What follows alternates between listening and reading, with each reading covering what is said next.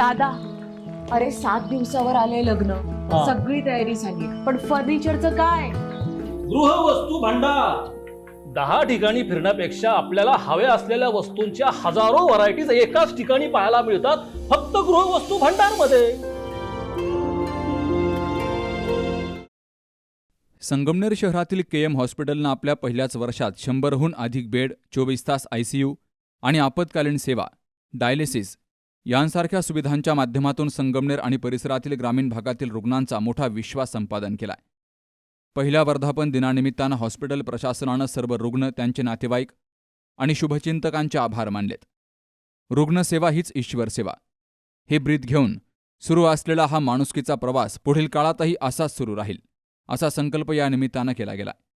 KM हॉस्पिटलनं वर्षभरात रुग्णांवर उपचार करत माणुसकीचं एक नातं जोडलं. एका वर्षात हजारो रुग्णांना जीवदान मिळवून दिलं.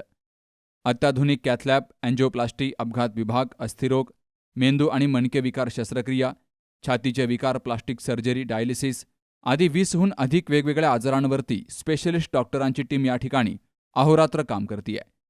हॉस्पिटलनं केवळ उपचार केले नाहीत, तर प्रत्येक रुग्णाच्या कुटुंबाच्या आर्थिक परिस्थितीचा विचार करून त्यांना मोठा दिलासा देण्याचं काम केलंय. हॉस्पिटलचा सर्व स्टाफ यासाठी नेहमी प्रयत्नशील असतो. याचा अभिमान असल्याची भावना यावेळी डॉक्टरांनी बोलून दाखवली. 1 वर्षाचा प्रवास जे पहिल्या दिवसापासून आमच्या बरोबर आहेत, त्यांना प्रत्येक दिवस माहिती आहे की ह्या हॉस्पिटलचा प्रत्येक दिवस आपण कुठल्या कुठल्या अडथळ्या पार करत आपण पुढे आलेलो आहे. मग ती सिक्युरिटी असो, मावशी असो, नर्सिंग स्टाफ असो, पॅरामेडिकल स्टाफ असो किंवा कन्सल्टंट असो, ह्या सगळ्यांच्या सहकार्यामधनं आणि मनापासून त्यांनी ह्या हॉस्पिटलला सेवा दिलेली आहे. आणि पेशंट लोकांनाही एक मायेचा आधार सगळ्या लोकांनी दिलेला आहे. काही पेशंट त्रासदायक आहे, त्यांनाही सगळ्यांनी सांभाळून घेतलेलं आहे. आणि आपण प्रत्येक महिन्यानुसार आपल्या हॉस्पिटलला काहीतरी नवीन आणलेलं आहे. काहीतरी एखाद्या महिन्यामध्ये योजना आली आहे, एखाद्या महिन्यामध्ये कॅशलेस आलेलं आहे. हळूहळू आपण CT स्कॅन, लॅब, UAG ह्या सगळ्या फॅसिलिटीज आपल्या हॉस्पिटलमध्ये आपण हळूहळू सुरू केल्या आहेत की जेणेकरून आपल्याकडे एकदा पेशंट आलं की त्याला हॉस्पिटलच्या बाहेर जाण्याची गरज नाही पडली पाहिजे. एका छताखाली आपण सगळं आणण्याचा प्रयत्न केलेला आहे. आणि आता अपेक्षा हीच आहे की आतापर्यंत तुम्ही लोकांनी आम्हाला जी साथ दिलेली आहे, तर ही साथ आमच्याबरोबर तुमची सगळ्यांची अशीच राहिली पाहिजे. म्हणजे आपण अजून ज्या उंचीवर आपण आहोत त्याच्या अजून वरच्या उंचीवर आपण पोहोचू. आणि हे सगळ्यांच्या सहकार्यातूनच फक्त शक्य आहे. म्हणजे हे सगळं स्ट्रक्चर तयार करायच्या आधी म्हणजे आमची सगळ्यांची तयारी की आपण हे तयार करायचं आहे आपल्याला सगळ्यांना. आणि हे तयार करत असताना सुद्धा आपल्याकडे असं काही विशेष काही कुठलंही पाठबळ नव्हतं. महत्त्वाचं म्हणजे पैशाचं. तर हे सगळं नसताना सुद्धा सगळेजण एकत्र आले फक्त करायचे की आपल्याला एक जागा पाहिजे जिथे आपण आपले पेशंट्स करू शकतो किंवा आपण आपलं काम करू शकतो. आपल्याला म्हणायला पाहिजे असं, आणि कोणाच्याही नियंत्रणात राहण्याची गरज नाही आणि एक चांगली सर्व्हिस द्यावी या दृष्टीने सगळेजण एकत्र आले. आणि फक्त पॉझिटिव्ह थिंकिंगमुळं की आपल्याला हे करायचंच आहे आणि याच्यामुळं हे सगळं शक्य झालं. नाहीतर 1-2 वर्षापूर्वी तुम्ही बघितलं तर आमचे काही फोटो पण असतील इथं की आम्ही अशा खड्ड्याच्या जवळ बसलेलो आहे, थोडंसं काहीतरी काम चाललेलं आहे. तर अशा सगळ्या गोष्टी होत्या. तर हे सगळं म्हणजे सगळ्यांचं थिंकिंग तसंच पॉझिटिव्ह थिंकिंग प्लस सगळ्यांचं एकत्र राहणं या गोष्टींमुळे शक्य झालं. Roosevelt says that future belongs to those who believe in their own dreams. Roosevelt says that future belongs to those who believe in their own dreams. म्हणजेच काय, तर माणसानं जीवन जगताना नेहमी आशावादी राहू, निराशावादी राहायचं नाही. एक गोष्ट आपण निर्णय घेतल्यानंतर ठामपणे त्याच्याकडे पॉझिटिव्ह ॲटिट्यूडनी जर आपण पाहिलं तर त्याचे रिझल्ट हे 100 नाही तर 101% हे पॉझिटिव्ह असतात. त्याच दृष्टीने जेव्हा पेशंट केअरमध्ये एंट्री करतो त्याच्या चेहऱ्यावरचं दुःख, वेदना आणि ज्यावेळेस तो एक्झिट मारतो त्याच्या चेहऱ्यावरचं हास्य आणि त्याच्या चेहऱ्यावरचं उमेदीपणा हा असाच कायम टिकला पाहिजे. फक्त ही गोष्ट फक्त एकट्याने होणार नाही, तर ह्या टीम वर्कमध्ये एकीचं बळ खूप महत्त्वाचं आहे. तर मी आय थिंक डॉक्टर डेला सुद्धा हेच म्हटलेलं आहे की ह्या क्रेडिट ह्याच्यामध्ये security guard, reception team, all nurses, brothers, sisters, staff आणि सगळे कन्सल्टंट आणि काही जे मिस झाले आहेत तेही सगळे, म्हणजे सांगायचं काय तर ह्याच्यामध्ये सगळ्यांचं कॉन्ट्रीब्युशन इक्वली तेवढंच महत्त्वाचं आहे. आणि ह्या सहभागामुळेच आज आपण इथपर्यंत आलेलो आहोत. पहिल्याच अॅनिव्हर्सरीला जवळपास आपण बऱ्याच पुढे गेलेलो आहोत. तर अशाच प्रकारे आपण येणाऱ्या अपकमिंग इयरमध्ये सुद्धा हाच उच्चांक आपण गाठू.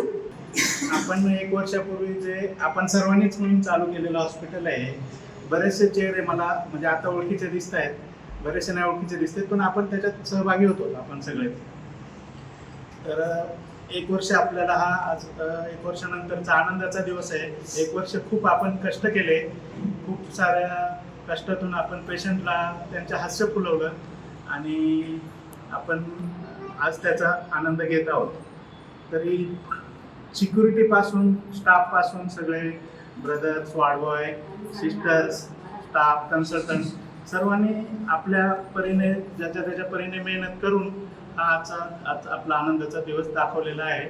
तर त्या सर्वांचे मी अभिनंदन करतो आणि आभार पण मानतो. एवढा स्टाफ नव्हता त्यावेळेस, खूप पळापळी करावी लागली, पण खूप छान कार्यक्रम झाला होता. आणि आता आज बघते तर कालपासून सगळ्यांनी मिळून खूप काम केलं, ते पण खूप छान वाटलं की नवीन लोक आले, नवीन लोकांनी पण जबाबदारी घेतली बस. आणि मी काही नर्सिंगबद्दल सांगते की मी त्यावेळेस फक्त 10 स्टाफ होता माझा जेव्हा हॉस्पिटल चालू झालं तेव्हा, आणि आता 40 स्टाफ आहे. तर 40 स्टाफला आम्ही सगळे खूप मेंटेन करतोय सगळे, आणि माझा नर्सिंग स्टाफ पण माझं सगळं ऐकतोय. कोणाला कुठल्याही ड्युटीला बोलवलं तर प्रत्येक स्टाफ येतोय आणि तेवढी सेवा देतोय. खूप म्हणजे पासआउट झालेल्या लोकांना पण आम्ही म्हणजे नर्सिंगला खूप ट्रेन केलं.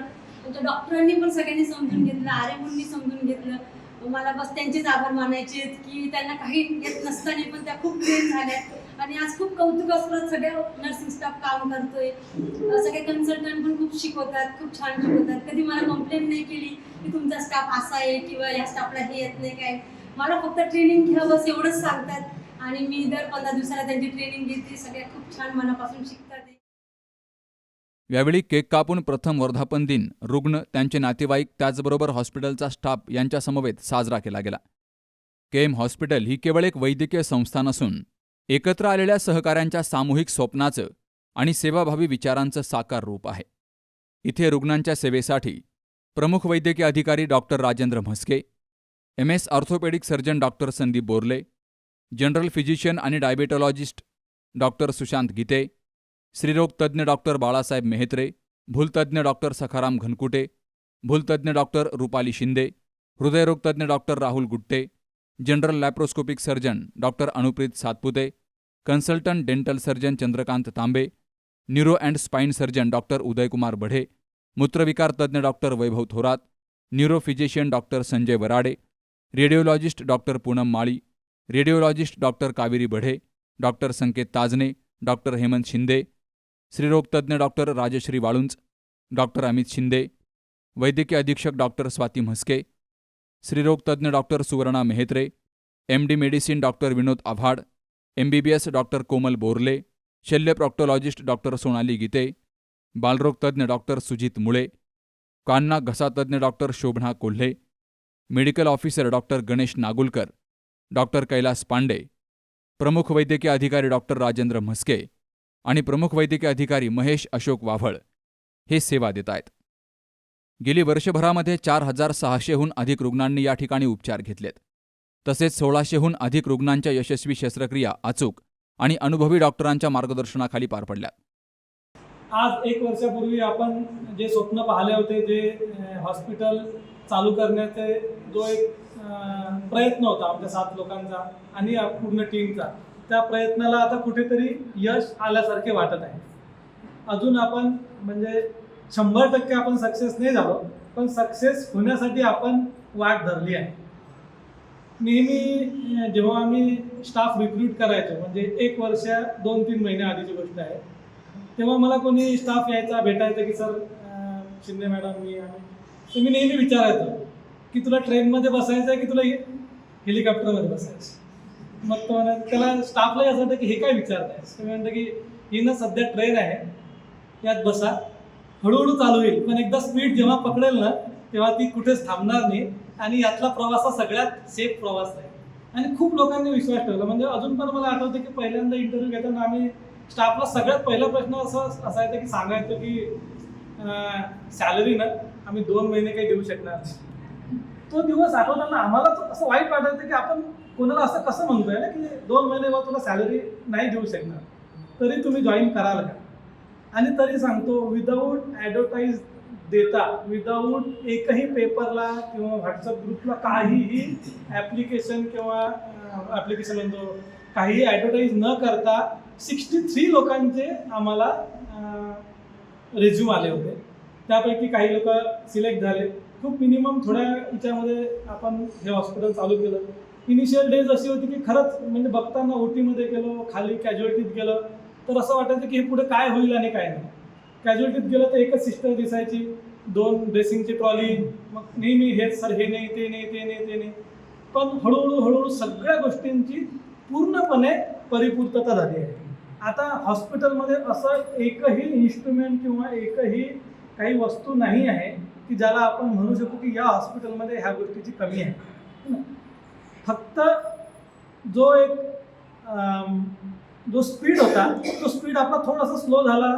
वर्ष गेलं आपल्याला सगळ्या गोष्टी सेट होण्यामध्ये, पण आपण आता सेट झालेलं आहे. आता आपण एक बेसिक एक प्लॅटफॉर्म बनलेला आहे की ज्या प्लॅटफॉर्मवरून आपण अधिक पुढे सक्सेस घेण्याच्या मार्गावर किंवा अधिक पेशंटला ट्रीटमेंट देण्यासाठी आपण तयार झालो. या पुढच्या वर्षात आपण हा निर्धार करू किंवा प्रार्थना करू की आपण या पुढच्या वर्षात अजून जास्त स्पेशलिटीज ॲड करू शकू. आपण अजून नवीन पेशंटला चांगले उपचार देऊ शकू. आपण आता जो एरिया आपण कॅटर करतोय, समजा संगमनेर किंवा आजूबाजू तालुका झाला, तर आपण आपली जो रीच आहे तो आपण अजून 3-4 जिल्ह्यापर्यंत, 3-4 तालुक्यापर्यंत वाढवू.